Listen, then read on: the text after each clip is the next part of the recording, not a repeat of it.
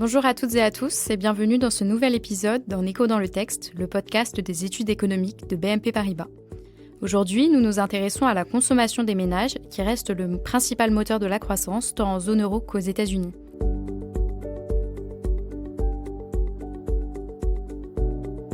Nous le savons tous, durant la pandémie de Covid-19, la consommation a subi un gros choc négatif. Depuis, sa croissance est restée très modérée en zone euro alors qu'elle a nettement accéléré aux États-Unis. Après ces dernières années, marquées par la pandémie, la crise inflationniste et des politiques économiques contrastées, où en sommes-nous des deux côtés de l'Atlantique ? Je suis Lucie Barrette, économiste spécialiste de la zone euro, et je reçois aujourd'hui deux de mes collègues de l'équipe Économie Avancée, avec qui j'ai eu le plaisir il y a quelques semaines de publier un Eco Insight sur ce sujet, Anis Ben Saïdani, spécialiste des États-Unis, et Stéphane Colliac, spécialiste de la France. Bonjour à tous les deux et merci d'être avec nous aujourd'hui. Bonjour. Bonjour Lucie et merci pour cette introduction. Commençons par le contraste principal. À partir de 2021, l'impact négatif du Covid sur la consommation des ménages a été rapidement effacé aux États-Unis. Néanmoins, en zone euro, la situation a été différente et la consommation est restée morose. Peux-tu nous expliquer cette divergence initiale ? Oui, bien sûr. Alors en zone euro, la modération sur la période post-Covid de la croissance de la consommation des ménages a été principalement causée par la faible performance des variables qui la sous-tendent. Ces variables sont appelées fondamentaux et regroupent le revenu disponible brut réel des ménages, leur richesse immobilière et financière réelle et le taux d'intérêt réel à 10 ans. Plus précisément, on a observé que la progression de la richesse financière réelle a nettement ralenti en comparaison à la période pré-Covid, tout comme celle de la richesse immobilière réelle. De manière générale, le taux d'épargne est donc resté nettement supérieur à son niveau d'avant-Covid dans les pays de la zone euro.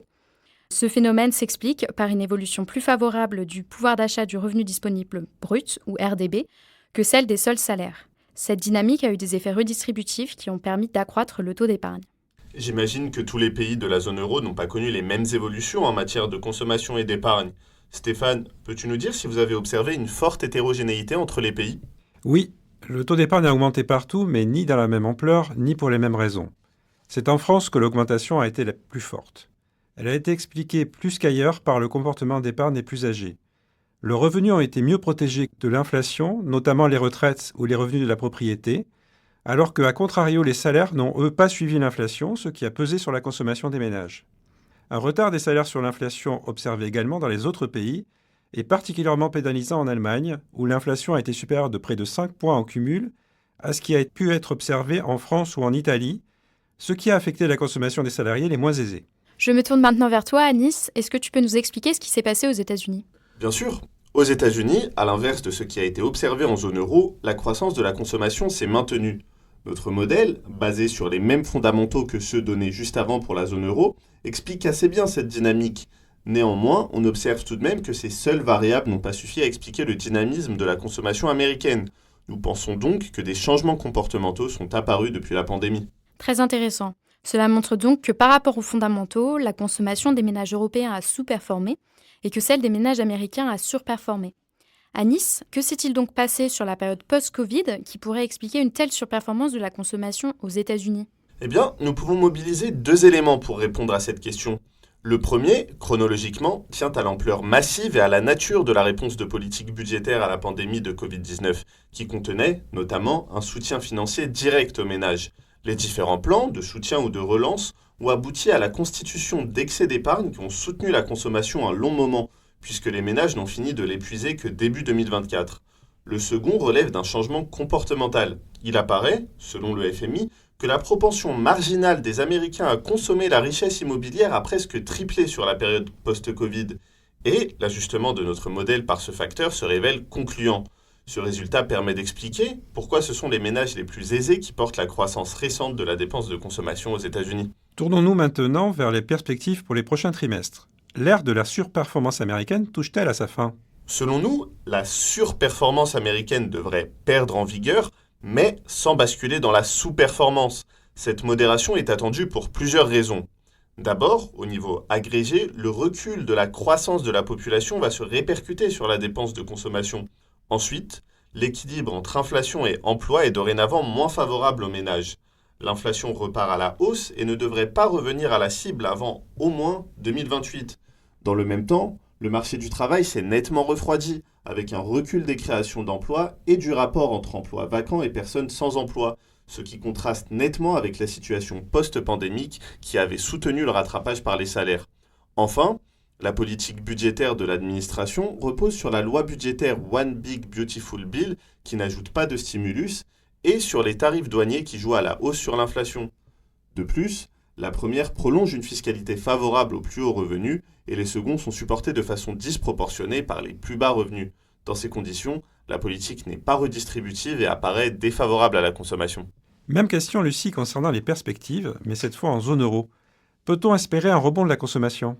Nous anticipons effectivement un rebond de la consommation, mais il restera hétérogène selon les pays.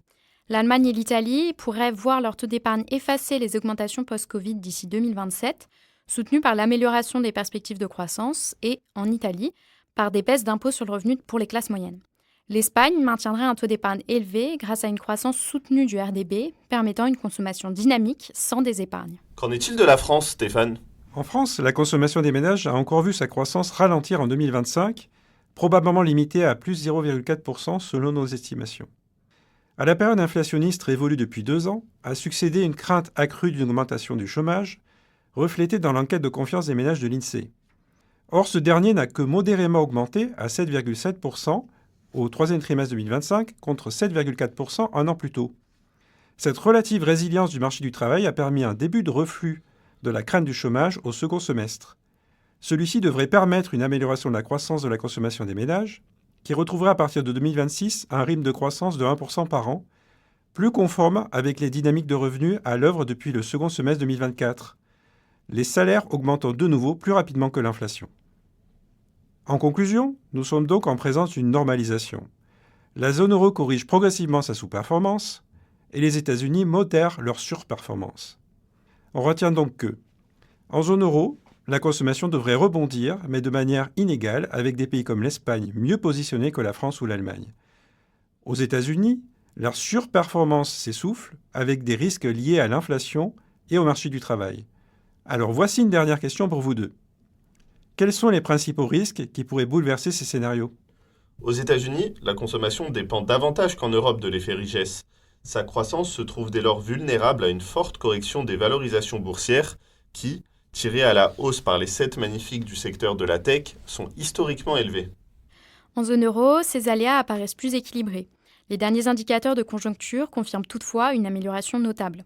Même si elles restent élevées, les craintes des ménages européens concernant le marché du travail se sont récemment repliées et pourraient continuer de le faire, le marché du travail se révélant résilient. A contrario, le rebond modéré des salaires réels, après une diminution de ces derniers lors de la période inflationniste, et le maintien de l'incertitude à un niveau relativement élevé, pourrait jouer à la baisse sur les perspectives de redémarrage de la consommation des ménages en Europe. Merci également à nos auditeurs de nous avoir suivis. Vous pouvez retrouver l'intégralité de cette étude dans notre dernier Eco Insight nommé « Consommation des ménages vers un rebond en zone euro et une modération aux États-Unis ». Rendez-vous donc sur le site des études économiques de BNP Paribas. Tous les liens sont en description. À très bientôt dans un nouveau numéro d'En Éco dans le texte.